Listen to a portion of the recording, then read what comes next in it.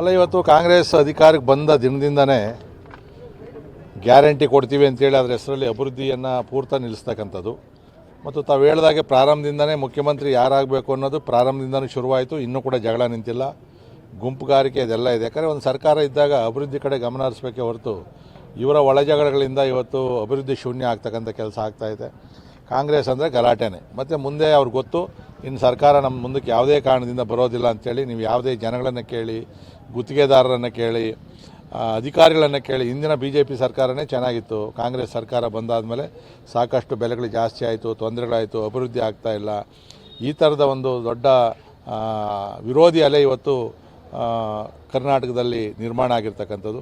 ಇಲ್ಲಿ ಸರ್ ಮಾಡಿ ಅಂತಂದರೆ ಡೆಲ್ಲಿಗೆ ಏನೋ ಹೋಗೋದು, ಅಲ್ಲೇನೋ ಗೆಲ್ಲಿಸ್ತೀವಿ ಅಂತ ಹೋಗೋದು, ಮಹಾರಾಷ್ಟ್ರ ಗೆಲ್ಲಿಸ್ತೀವಿ ಅಂತ ಹೇಳೋದು, ಎಲ್ಲ ಪಲ್ಟಿ ಹಾಕ್ಕೊಂಡು ಹೋಗ್ತಾವ್ರೆ. ಇಲ್ಲೇ ಗೆಲ್ಲಕ್ಕೆ ಆಗೋದಿಲ್ಲ. ಮುಂದಿನ ಸರ್ಕಾರ ಅಂತೂ ಕಾಂಗ್ರೆಸ್ ಇರೋದಿಲ್ಲ ಅಂತಕ್ಕಂಥದ್ದು ನಿಶ್ಚಿತ ಆಗಿದೆ.